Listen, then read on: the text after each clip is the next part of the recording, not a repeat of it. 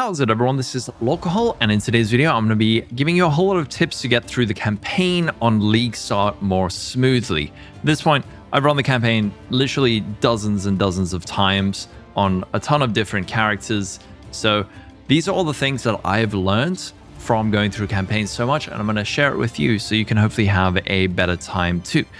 But let's hop into the first tip. So for our first tip, it is going to be checking vendors regularly.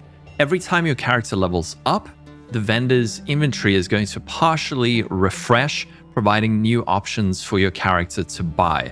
So whenever you level up, and also when your inventory is full, this is a really good time to port back to town. Check the vendors, see if you can get a weapon upgrade or an armor upgrade, something like that.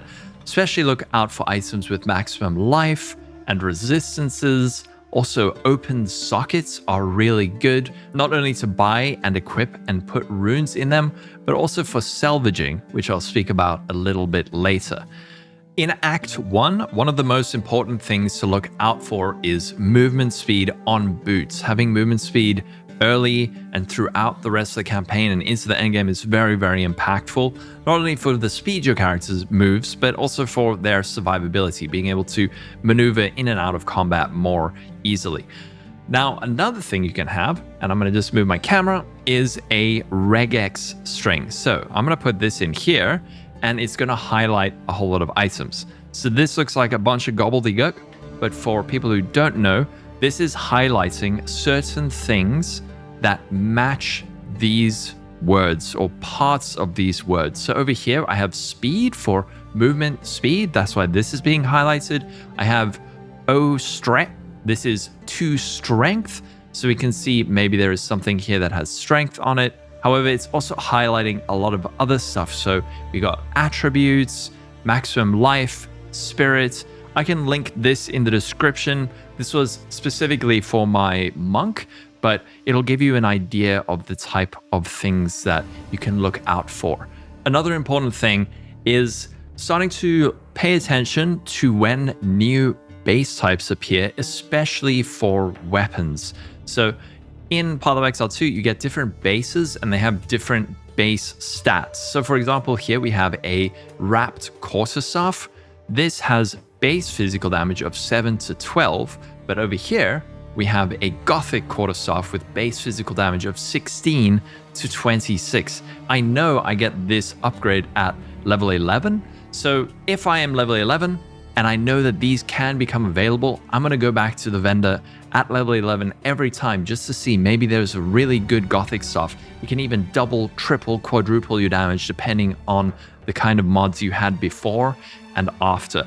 I don't want to list out every single breakpoint for when you're going to get all these upgrades. Just start paying attention to when you start seeing these upgrades. See if you can memorize some of the most important ones. And then speaking of breakpoints, and this is one of the biggest mistakes that new players make. Upgrade your flasks when you're able to upgrade them. Every few levels, similar to weapons and armors, you start seeing new flask base types. These flask base types will increase the amount of life and mana that your character recovers from them. So at a low level, we can even look here. We have this over here, a lesser life flask and a lesser mana flask. These provide, early on, this is plenty, 50 mana over 2 seconds, but later on, this is a feeble amount of life recovery. So over here, you can compare that to this, which is 450. This is a massive amount more. So if you feel like you're dying a lot, check your flasks, pay attention to the modifiers on them. If you can get something like increased amount recovered or increased recovery rate, it's going to improve the amount of life you get or the speed at which you get that life. So really just, I can't hammer it home enough. Pay attention to your flasks.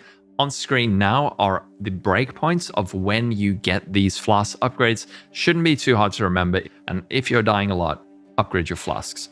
Now, the next thing is to do with currency management during the campaign. You're going to be finding a lot of orbs that will allow you to craft different gear pieces. And one of the biggest mistakes you can make is just wasting this currency. Unfortunately, Exalted Orbs are still fairly rare during the campaign unless you're doing full clears, but not wasting your currency on things that you really don't need to waste it on is very important.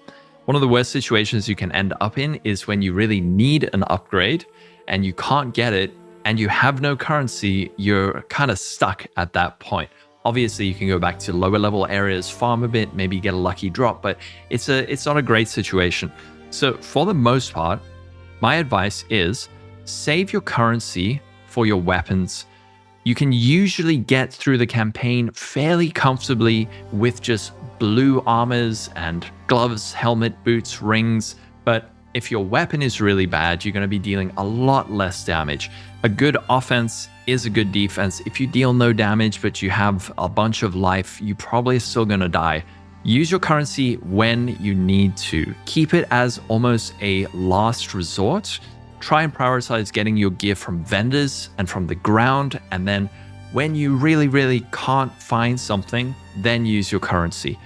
In order of importance of the kinds of currencies that you're going to find throughout the campaign, over here we have an Orb of Transmutation and Augmentation. These are fairly common, and I would say they do matter. Don't waste them, but you don't have to worry about being too scared of using them. These can be really good for a nice little upgrade on any piece of gear, especially a weapon. However, Orbs of Alchemy, these are very high value. These can provide a potentially very big upgrade. Then Artificer's Orbs adds a rune socket to a martial weapon or armor. This is also very high value. Regal Orbs, another one.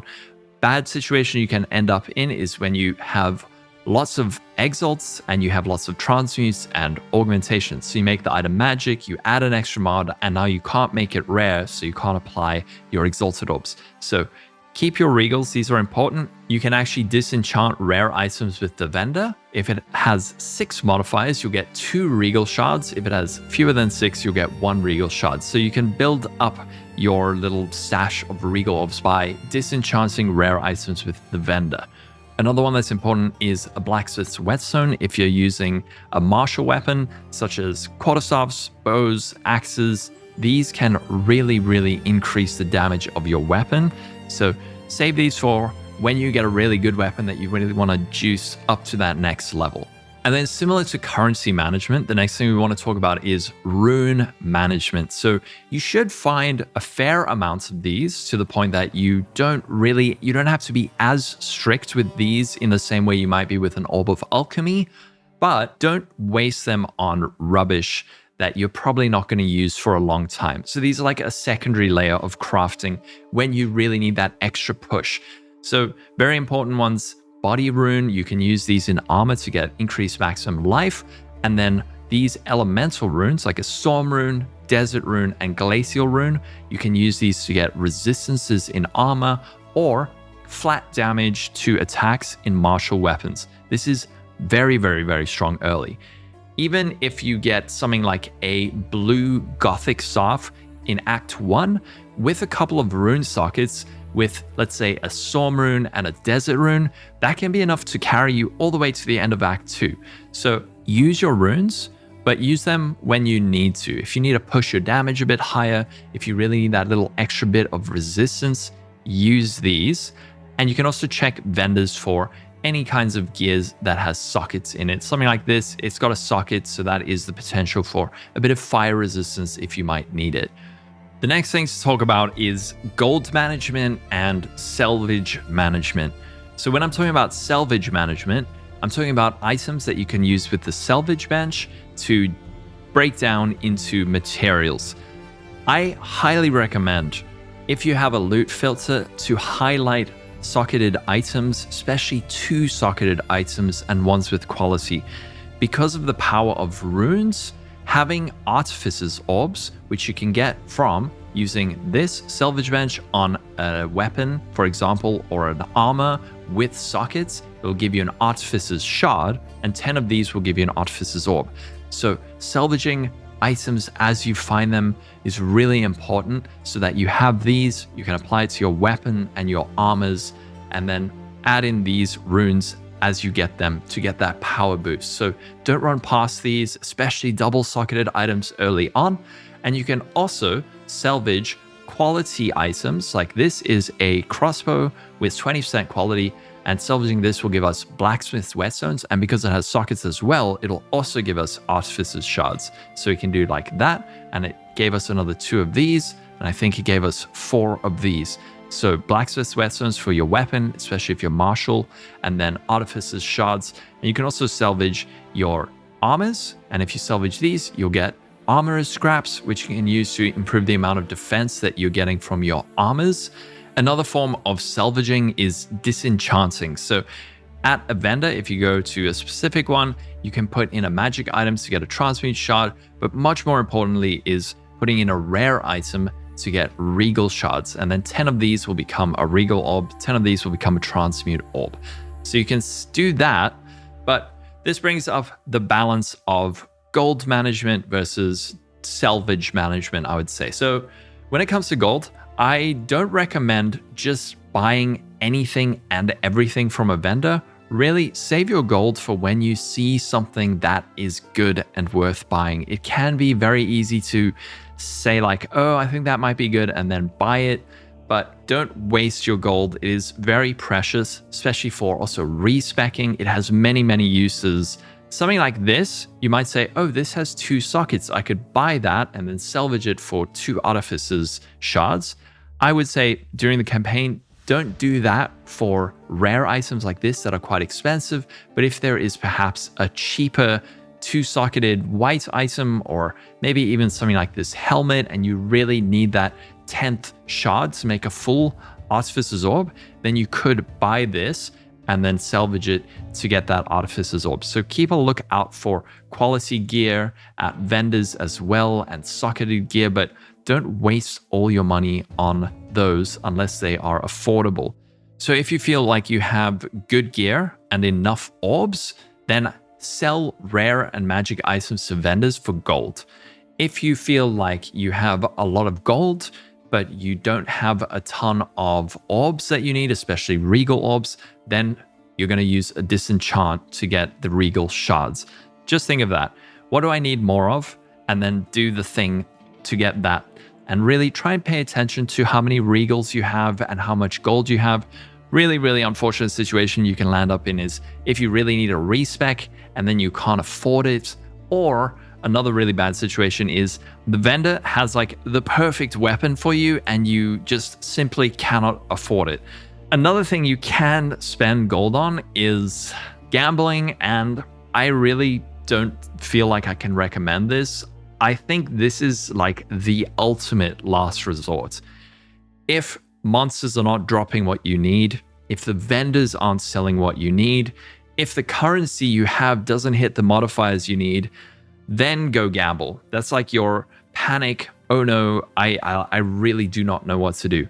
Also, maybe if you just have, for some reason, way too much gold, then you can gamble, but it's surprisingly expensive, and the odds of getting something good are not that high from my experience.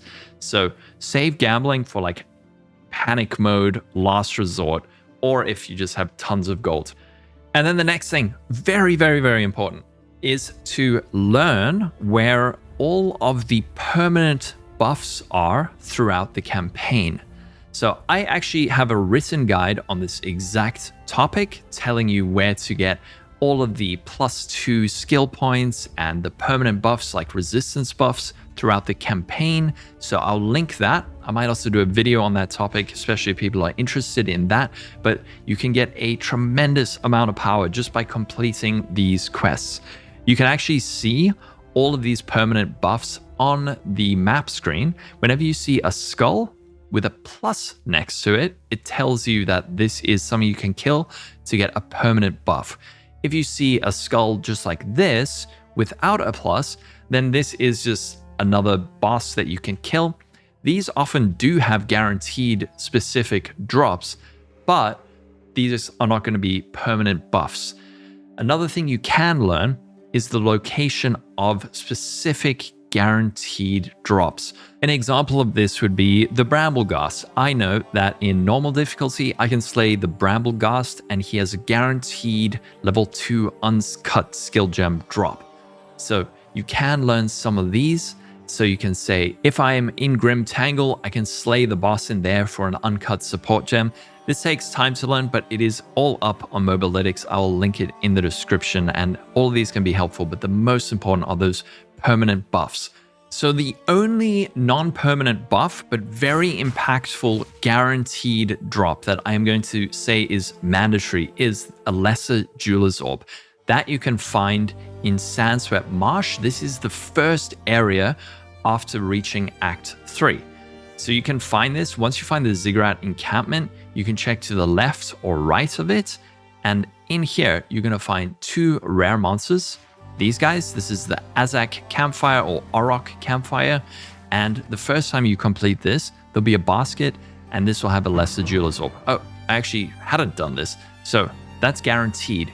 Really, really, really important one. This is a big power spike to have that additional support gem socket on your main skill.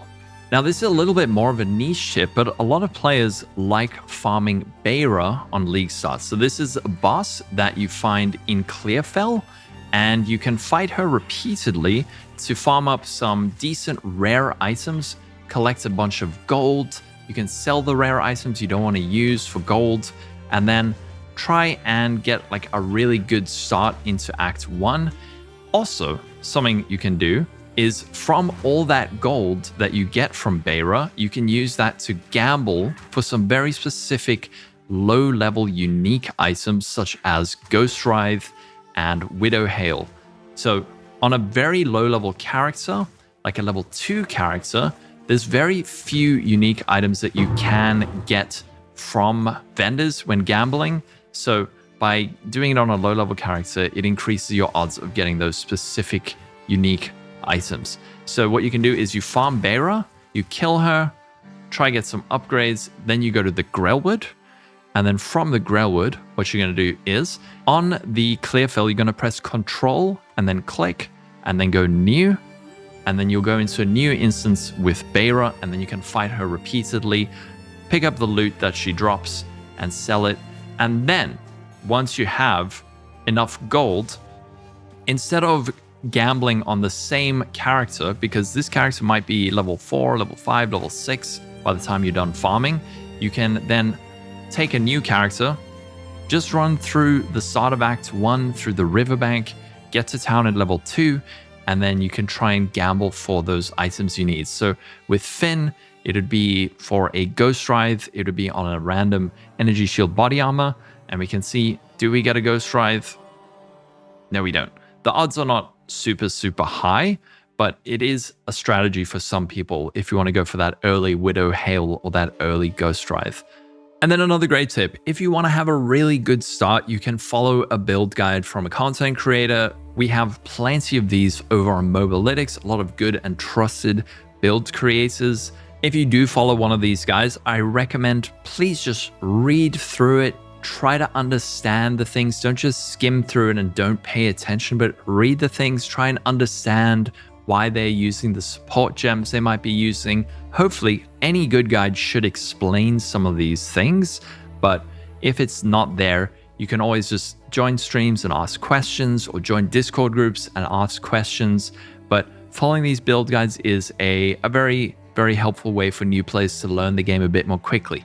However, if you're someone who doesn't like following build guides and you want to just play the game yourself and discover things yourself and make mistakes, then don't ever let anyone make you feel bad for playing the game you want to play and how you want to play it. If your idea of fun is full clearing every single area and taking 50 hours to get through the campaign, that's perfect. The only wrong way to play this game is to not have fun while doing it. So just remember, just have a good time. It's a video game. So follow a build guide if you want to, but if you don't want to, don't feel bad that you're not. Play the game that you want to play.